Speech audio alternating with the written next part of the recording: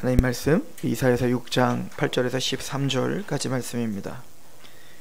이사야서 6장 8절에서 13절까지 말씀.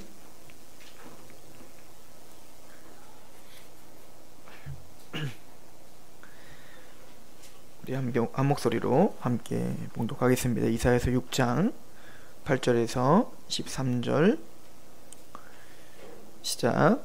내가 또 주의 목소리를 들으니 주께서 이르시되 내가 누구를 보내며 누가 우리를 위하여 갈꼬 하시니 그때 내가 이르되 내가 여기 있나이다 나를 보내소서 하였더니 여호와께서 이르시되 가서 이 백성에게 이르기를 너희가 듣기는 들어도 깨닫지 못할 것이요 보기는 보아도 알지 못하리라 하여 이 백성의 마음을 둔하게 하며 그들의 귀가 막히고 그들의 눈이 감기게 하라 하여 염려하건대 그들이 눈으로 보고 귀를 듣고 마음으로 깨닫고 다시 돌아와 고침을 받을까 하노라 하시기로 내가 이르되 주여 어느 때까지니까 하였더니 주께서 대답하시되 성읍들은 황폐하여 주민이 없으며 가옥들에게는 사람이 없고 이 토지는 황폐하게 되며 여호와께서 사람들을 멀리 옮기셔서 이 땅의 가운데에 황폐한 곳이 많을 때까지니라.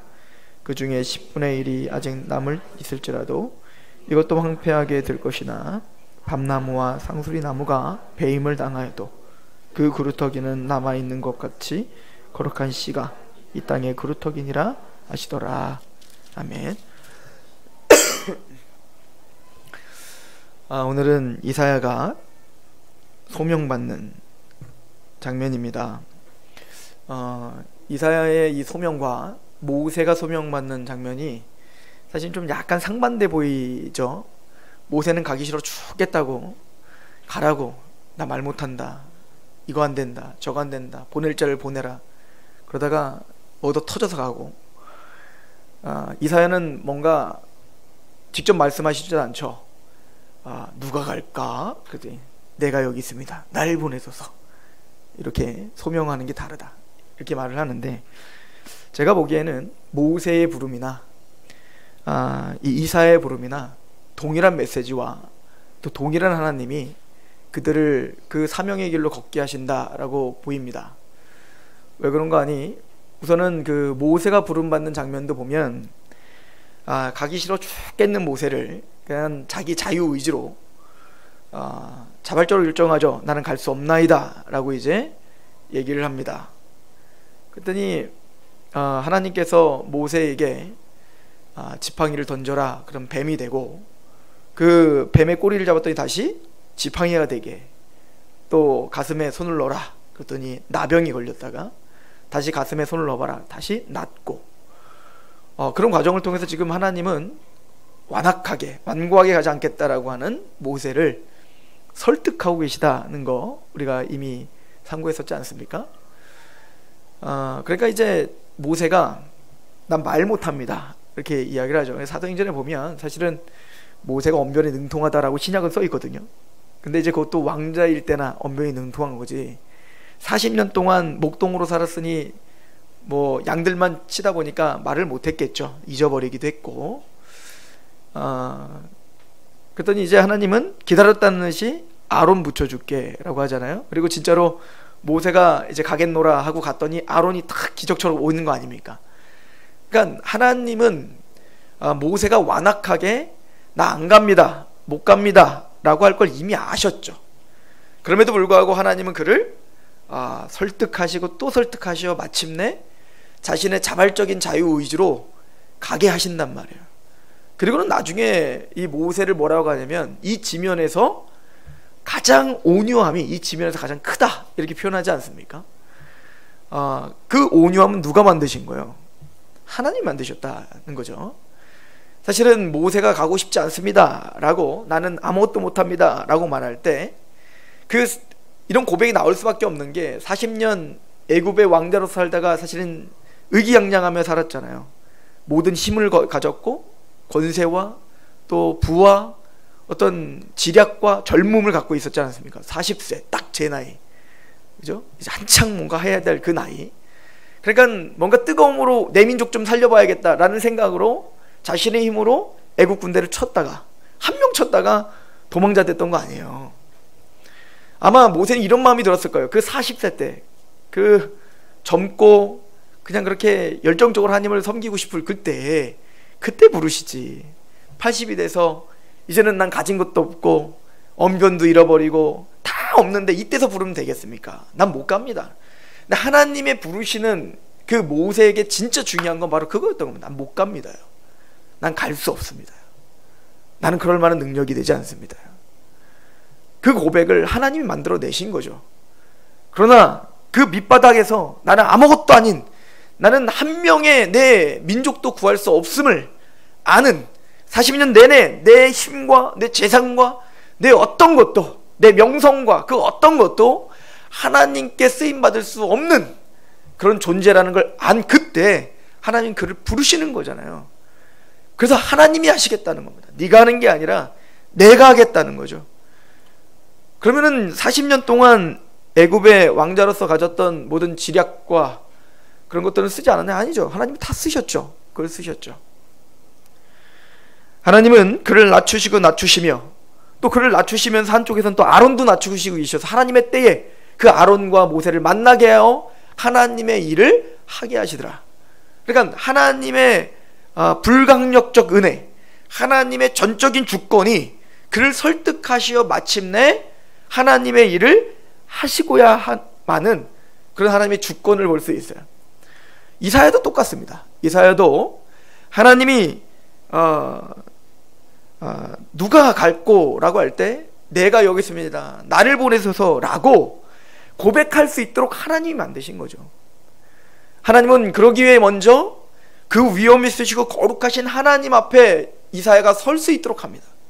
우리가 이미 지난 시간에 상고했듯이 그 거룩하신 하나님 앞에 섰을 때 자신이 얼마나 비천한 존재인지, 아니 비천하기는커녕 자신은 죄악 가운데 죽을 수밖에 없는 자라는 것을 직면하게 하신단 말이에요. 이게 하나님의 사람들을 부르는 첫 번째 단계예요. 하나님의 말씀 앞에, 거룩 앞에 서서 우리가 얼마나 가치가 없으며 우리는 얼마나 비천한 존재인지를 알게 하는 게 시작이라고요. 거룩하신 하나님 앞에 섰을 때 화로다 나여 망하게 되었노라. 내가 망하였습니다. 나는 이제 끝났습니다.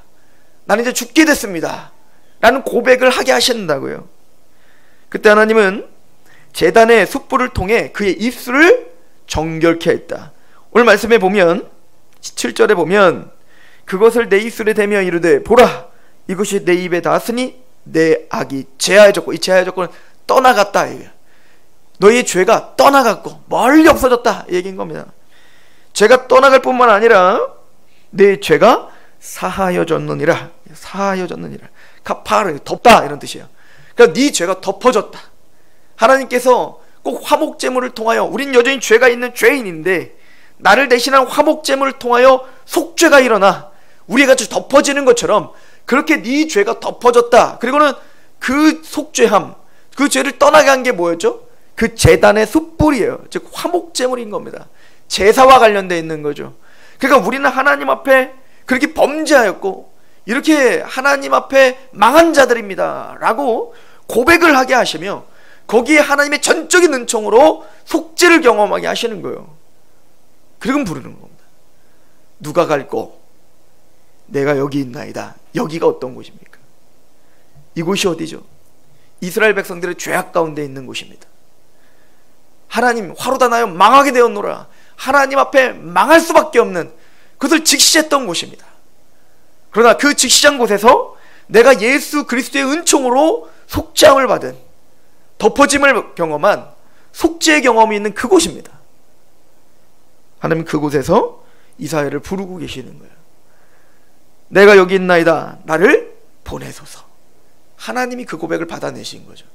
그러니까 모세를 부르는 방법이나 이사야를 부르는 방법이나 하나님의 설득과 하나님의 전적인 은총이 거기 있는 거죠. 얼마 전에 유튜브에 또 뉴스에 이슈가 됐던 영상 하나가 있어요. 지하철에 술 먹은 어떤 청년이 난동을 부렸어요. 청년인지 아저씨인지 모르겠는데 이게 막 뭐가 하여튼 답답하고 힘들고 화병이 났는지 술을 먹고 그냥 시비를 걸고, 그러니까 경찰 둘이 와가지고 완강히 진압을 하려고 하니까 뭐 난리가 납니다. 그랬더니 공무방해죄로 그렇게 하면 더 큰 과중한 죄를 물 겁니다. 그랬더니 그래 임마 그러면서 더 소리가 커지고 막 난리 버거지죠. 근데 옆에 앉아있던 어떤 청년이 갑자기 일어나더니 쭈밋쭈밋하더니 가더니 그 난동을 부리는 아저씨를 와락 끌어안았어요. 그리고 막 어깨를 토닥거려주는 겁니다. 근데 그 아저씨가 갑자기 막 눈물을 흘려요. 울면서 이거 사진 찍어주세요. 이거 좀 유튜브, 이거 좀 SNS에 올려주세요. 막 그러더라고요. 근데 막 울어요. 그러니까 그 사람도 답답함이 있었던 거죠. 그 완강한 공권력으로도 진정이 되지 않고 설득이 되지 않는데 한 청년의 사랑의 행동이 그를 녹게 하고 자신의 그 화를 내려놓게 하죠. 근데 또 이런 생각을 해봤어요. 그래서 사람 잘 만났으니까 그렇지 사람 잘못 만났으면 그 청년 어떻게 됐을까? 이런 생각도 저는 하는 겁니다. 함부로 저희 아들 보고 끊어라 이런 말 못한다고요. 무슨 얘기냐면 우린 다 달라요. 환경도 다르고 이 사람은 어떻게 설득해야 이 사람이 설득이 되고 이 사람은 어떻게 해야 그 완강한 화를 내려놓을 수 있는지 우리는 참 무지하다고요. 우리는 알 수가 없습니다. 그러나 하나님은 전지전능하십니다. 저는 전지전능하신 하나님을 믿어요. 그 전지전능하시다는 건 실제적으로 우리에게 너무너무 중요하고 우리 신앙에서도 너무너무 중대한 고백인 겁니다. 그 전능하시고 전지하신 하나님이 계시지 않으면 우리가 어떻게 설득됐겠냐고요. 간증을 합니다. 내가 이렇게 해서 예수님을 만나서 이렇게 변했습니다. 사실 그게 진짜로 모든 사람이 다 그렇게 변합니까? 아니에요. 그렇게 하면 더 완강하게 거부하는 사람들도 있다고요. 이렇게 했더니 내가 복을 받았습니다. 정말 그렇게 하면 진짜 복 받는 겁니까? 아니요. 그렇게 했는데 복 받지 않고 더 패가망신하는 사람들도 있다고요. 섣불리 내 경험과 내 지식을 가지고 섣불리 덤빌 수 있는 그런 인간들이 아니란 말이에요. 그게 쉽지가 않습니다. 1 더하기 1은 2라고 하는 그런 공식이 맞지가 않아요. 사람 심리라는 건. 그래서 모세에게 접근하는 방식이 다르고 이사야에게 접근하는 방식이 다르고 저와 여러분들에게 접근하는 방식이 다 다르신 거예요. 그런 전능하시고 전지하신 하나님이 우리의 체질을 잘 아시고 우리 머리털 하나 가지고 세심받으시며 우리가 먼지와 같다는 걸 아시는 하나님이 우리의 가장 합당한 방법으로 가장 합당한 때에 하나님은 모세에게 하셨듯 이사야에게 하셨듯 우리에게 접근하셔서 분명한 사실은 우리가 설득당했다는 겁니다. 그래서 이 자리에 왔다는 겁니다. 하나님은 마음을 다하고 뜻을 다하고 목숨을 다하고 하나님을 사랑하고 주의 일을 하게 하고 예배하게 하고 전도하게 하고 헌신하게 하지만 그것은 어떤 강압적으로 하는 게 아니라 전지전능하신 하나님의 그 불강력적 은혜로 우리를 쏟아부어 마침내는 항복하게 하며 하나님께 예배하게 하며 하나님에게 더 낮아지게 하는 그 은혜가 있기에 이사야는 이사야가 됐고 모세는 모세가 된 거죠. 그러나 분명한 사실은 보냄을 받는 그 선지자들에게 공통적인 공통 분모가 반드시 있습니다. 그 과정을 통해 하나님을 안다는 거예요. 그 과정을 통해 하나님의 마음을 품고 단순히 지식을 전달하는 정보를 전달하는 선지자가 아니더라는 겁니다. 호세아가 그랬습니다. 지금 하나님을 대적하고 있는 이스라엘 백성들에 대하여 하나님을 알지 못하는 이스라엘 백성들에 대하여 호세아의 결혼을 통하여 하나님의 마음을 먼저 알게 합니다. 하나님의 가슴이 얼마나 찢어지는지 말이죠. 창녀 고멜을 데려오면 또 도망가고 또 도망가고 또 도망갈 때 그 찢어지는 가슴을 안고 하나님이 이스라엘 향한 그 마음이 무엇인지를 경험하게 하고 전파하라 라고 한다고요. 아브라함은 어떻습니까? 아브라함이 이삭을 바치면서 이제 장차올 그 모리아산에 세워질 그 성전, 참성전신 예수 그리스도의 십자가의 죽음, 그것을 통하여 하나님에게 그 구원, 너와 너의 모든 민족에게 구원을 임하게 할 걸, 복을 임하게 할 그 메시아가 하나밖에 없는 독생한 자기 아들을 내어주는 그 고통을 경험한 그 모리아산에 성전이 세워지는 것이며 하나님의 예수 그리스도가 예표되는 거 아니에요? 그 아브라함의 인생이 하나님의 마음을 그대로 우리에게 전달하고 있다고요.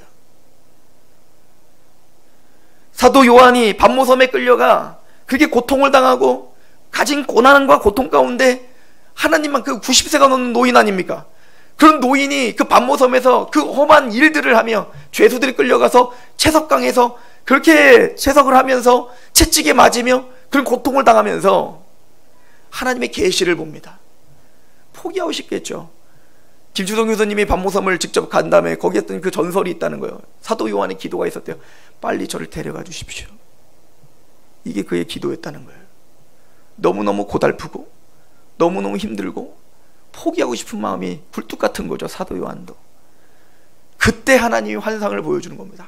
천상을 보여주는 겁니다. 하나님의 계시를 보여주시는 겁니다. 그리고는 이 두루마리를 받아 먹으라. 그 두루마리를 받아 먹었더니 입에서는 단데 배에서는 써요. 그게 요한의 인생이죠.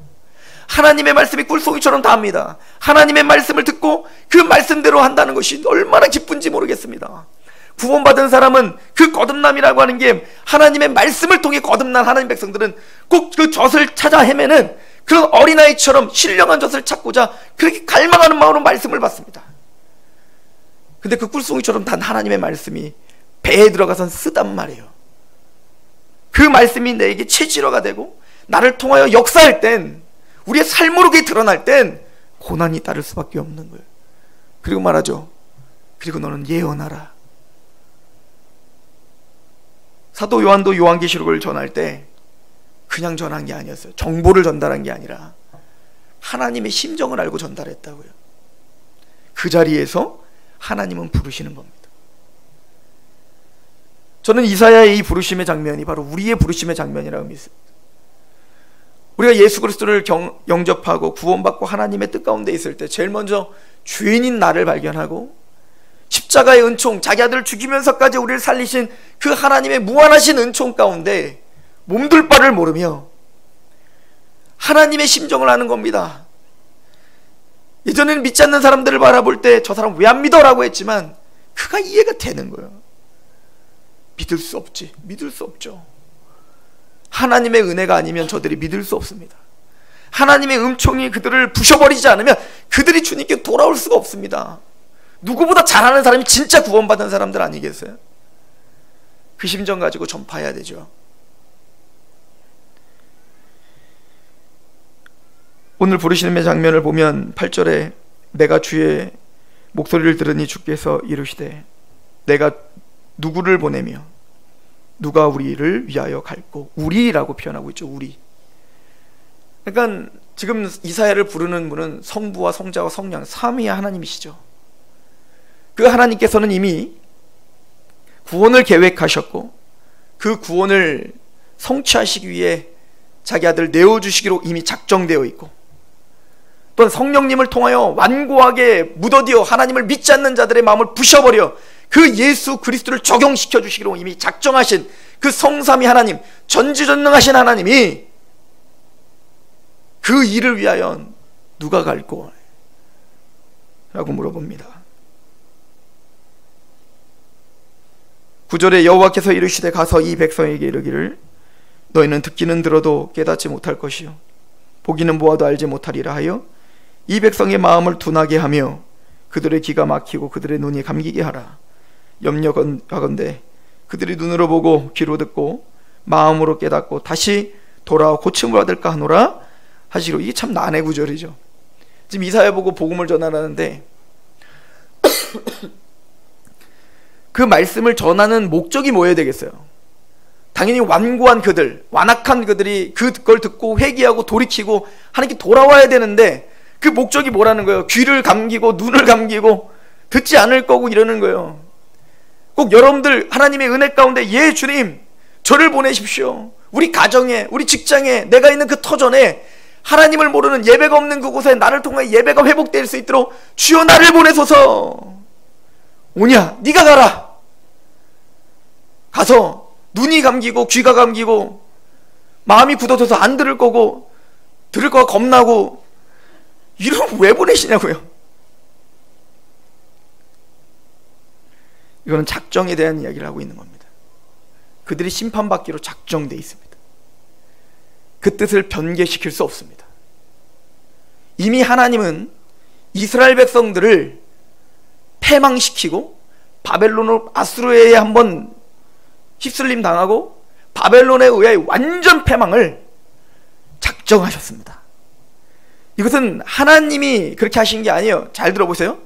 지금 이사야 네가 전하면 그걸로 다 눈을 가리고 귀를 가리고 이건 얘기는 이사야가 전하는 메시지가 말씀이 그들의 귀를 가리고 눈을 가린다는 얘기가 아니에요. 이건 굉장히 완고한 표현인 겁니다. 스가랴서 한번 보시죠. 스가랴서 이 얘기를 스가랴 선지자는 이렇게 얘기를 하고 있죠. 스가랴서 한번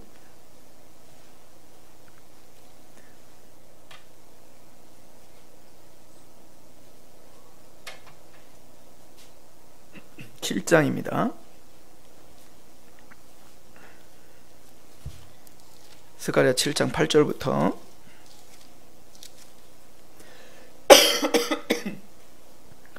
여호와의 말씀이 스가랴에게 임하여 이르시되 만군의 여호와가 이같이 말하여 이르기를 너희는 진실한 재판을 행하며 서로 인애와 국류를 베풀며 가부와 고아와 나그네와 궁핍한 자를 압제하지 말며 서로 해하려고 마음에 도모하지 말라 하였으나 그들이 듣기를 싫어하여 등을 돌리며 듣지 아니하려고 귀를 막으며 그 마음을 금강석 같게 하여 율법과 만군의 여호와가 그의 영으로서 옛 선지자들을 통하여, 옛 선지자는 바로 이사야를 포함한 모든 선지자들이죠.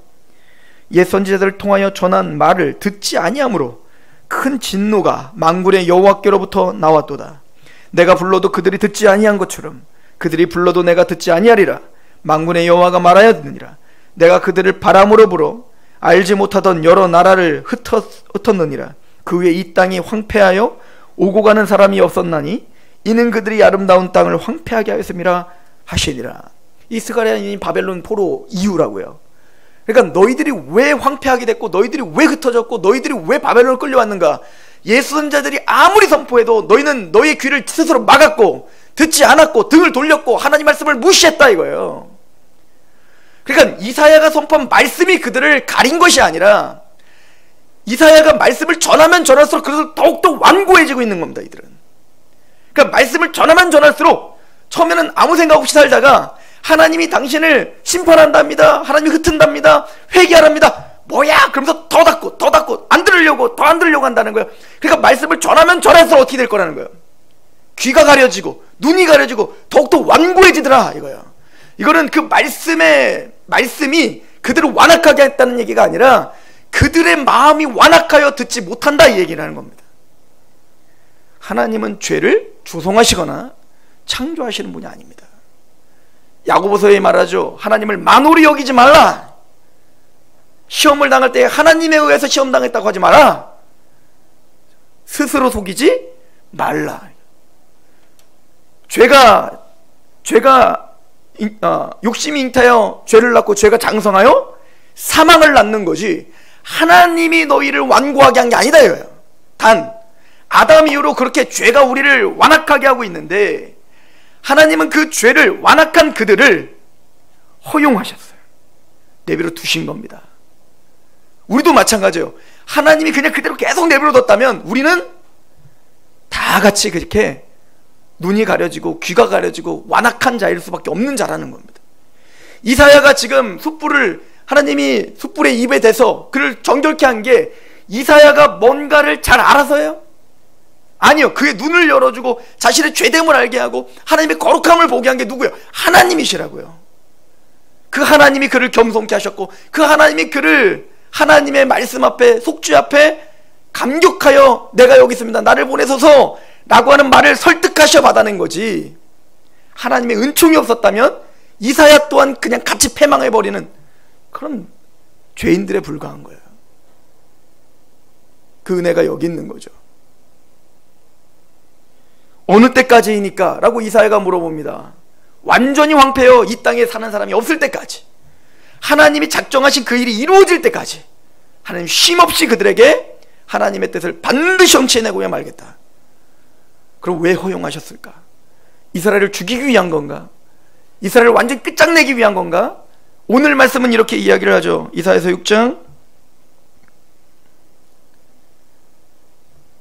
11절 내가 이르되 주여 어느 때까지니까 하였더니 주께서 대답하시되 성읍들은 황폐하여 주민이 없으며 가옥들에는 사람이 없고 이 토지는 황폐하게 되며 여기에 사람들을 멀리 옮겨서 이 땅 가운데 황폐한 곳이 많을 때까지니라.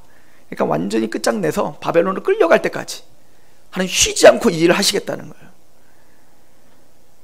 그 중에 10분의 1이 아직 남아 있을지라도 이것도 황폐하게 될 것이다. 그러니까 완전히 초토화시켜버리겠다. 그러나 밤나무와 상수리 나무가 배임을 당하여도 그 구루터기는 남아있는 것과 같이 뭐를 남기시겠다?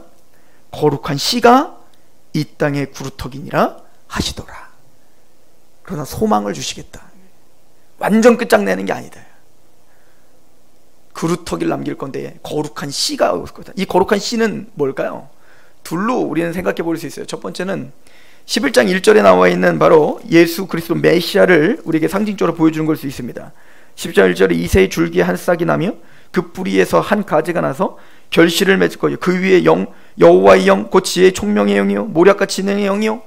그러니까 이 거룩한 씨는 바로 오실 메시아를 이야기할 수 있습니다. 그러나 또 이사야 전체적인 맥에 보면 이 거룩한 씨는 남은 자일 수 있습니다.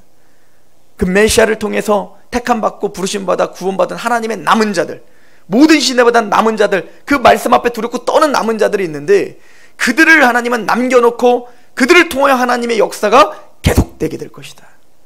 이런 뜻일 수 있습니다. 오늘 말씀의 핵심은 저는 이렇게 생각합니다. 이사야의 경험은 정확하게 이스라엘의 경험이 될 것입니다.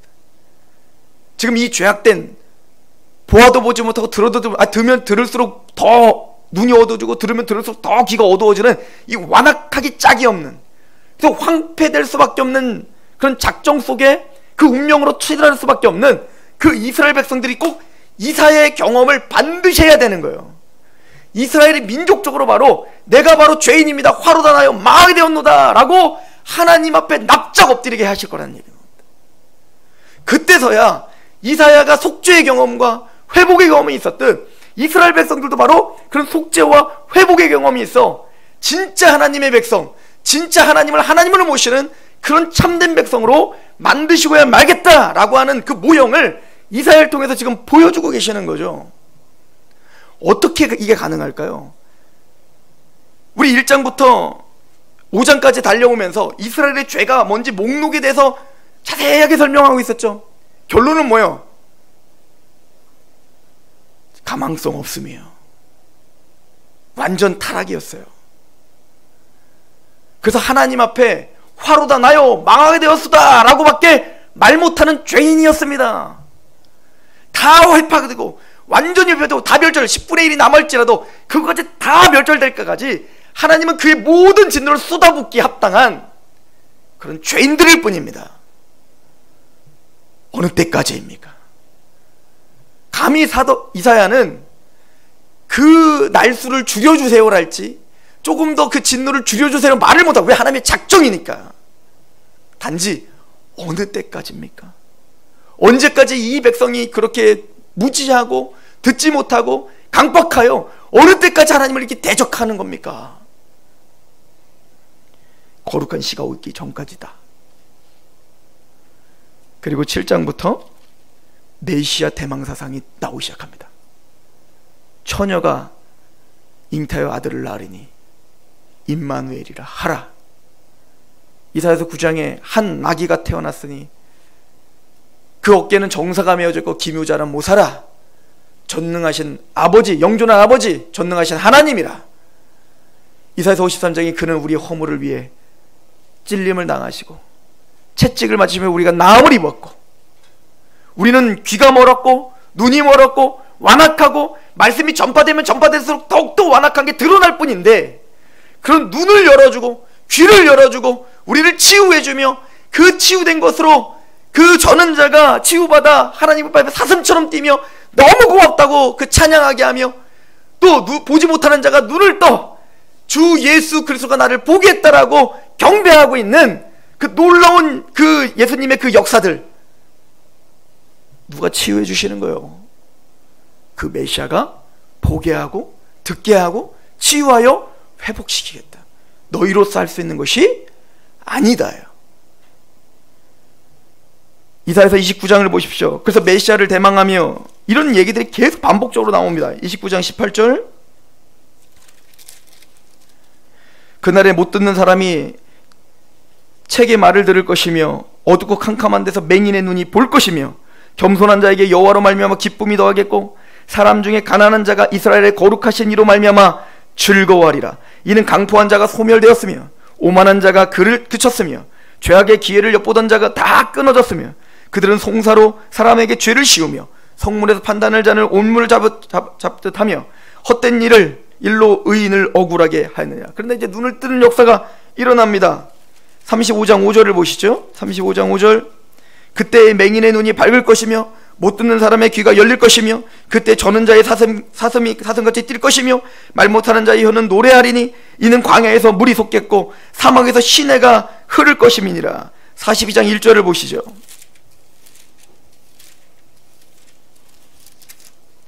내가 붙드는 나의 종 내 마음에 기뻐하는 자 곧 내가 택한 사람을 보라. 내가 나의 영을 그에게 주었은즉 그가 이방에 정의를 베풀리라. 그는 외치지 아니하며 목소리를 높이지 아니하며 그 소리를 거리에 들리게 하지 아니하며 상한 갈대를 꺾지 아니하며 꺼져가는 등불을 끄지 아니하고 진실로 정의를 시행할 것이며 그는 쇠하지 아니하며 낙담하지 아니하며 세상에 정의를 세우기 이르리니 섬들이 그 교훈을 앙마하리로다. 하늘에 창조하여 펴시며 땅과 그 소산을 내시며 땅 위의 백성에게 호흡을 주시며 땅에 행하는 자에게 영을 주시는 하나님 여호와께서 이같이 말씀하시느니라. 나 여호와가 의로 너를 불렀은즉 내가 내 손을 잡아 너를 보호하며 너를 세워 백성의 언약과 이방의 빛이 되게 하리니 내가 눈먼 자들의 눈을 밝히며 갇힌 자의 감옥에서 이끌어내며 흑암에 앉은 자를 감방에서 나오게 하리라. 나는 여호와니 이는 내 이름이라. 나는 내 영광을 다른 자에게 내 찬송을 우상해 주지 아니하리라. 보라, 전에 예언한 일이 이미 이루어졌느니라. 이제 내가 새 일을 알리노라. 그 일이 시작되기 전에라도 너희에게 이르노라. 그 메시아가 와서 우리 눈을 뜨게 하고 귀를 듣게 하고 하나님을 찬양하게 하고 경배하고야 말겠다. 45장 21절도 보시죠. 너희는 알리며 진술하고 또 함께 의논하여 보라. 이 일을 옛부터 듣는 한 자가 누구냐? 이전부터 그것을 알게 한 자가 누구냐? 나 여호와가 아니냐? 나 외에 다른 신이 없느니라. 나는 공의를 행하며 구원을 베푸는 하나님이라. 나 외에는 다른 이가 없느니라. 땅의 모든 끝이여 내게 돌이켜 구원을 받으라. 나는 하나님이라 다른 이가 없느니라. 내가 나를 두고 맹세하기를 내 입에서 공의로운 말이 나갔은즉 돌아오지 아니하리니 내게 모든 무릎을 꿇겠고 모든 여가 맹세하리라 하였노라. 내게 대한 어떤 자의 말에 공의와 힘을 여호와께만 있나니 사람들이 그에게로 나아갈 것이라. 무릇 그들에게 노하는 자는 부끄러움을 당하리라. 그러나 이스라엘 자손 다 여호와로 말미암아 의롭다함을 얻고 자랑하리라 하느니라. 하나님이 행하시겠다. 그 메시아를 통해서 행하시겠다. 우리가 할 수 있는 것이 아니다는 거예요. 그래서 마태복음 13장에 말합니다. 그 이스라엘 백성들을 보면서 보아도 보지 못하고 들어도 보지 못한다 이거예요. 그런데 너희는 봄으로 너희는 들음으로 복이 있느니라. 그리고 이어지는 게 마태복음 13장의 씨 뿌린 자의 비유입니다. 옥탑버섯에 30배, 60배, 100배 열매를 맺습니다. 우리가 돌짝밭이었죠. 우리가 가시덤불이었죠. 우리가 길가였죠. 들으면 들을수록 더 강팍해지고 또 보면 볼수록 더 완악해지는 우리였단 말입니다. 그런데 어떻게 우리가 좋은 밭이 되어 하나님의 복음이 우리 안에 심겨져 뿌리를 내리고 성령님의 열매를 드러내며 30배, 60배, 100배 열매를 맺냐고요. 땅이 스스로 어떻게 기경합니까? 씨를 뿌리는 농부가 그걸 기경한 거 아니에요? 하나님의 은혜다 이거예요. 그리고 말합니다. 예수님께서 하나님께 말하죠. 아버지요 슬기로운 자들에게는 가리시고 미련하고 어린아이 같은 우리에게 알게 하신 것이 하나님의 뜻이나이다. 하나님의 은혜가 아니라면 볼 수 없고 들을 수 없고 회복될 수 없다. 이걸 알 때까지, 그것을 인정할 때까지 하나님이 쉼없이 이스라엘을 쪼아올 거라는 거예요. 그 은혜가 우리에게 열매를 맺었습니다. 우리는 보고 있습니다. 우리는 말씀을 듣고 있고 그 말씀에 감격하고 있습니다. 이게 얼마나 큰 기적인 줄 알아? 하나님 앞에 죄된 나를 바라보며 예수님의 십자가의 은총으로 내가 하나님을 찬양하고 있다는 것, 그리고 그곳에서 오늘 우리를 부르시는 거예요. 누가 나를 대신하여 갈꼬? 그 대답은 우리가 하나님 앞에 하는 것입니다. 기도하겠습니다.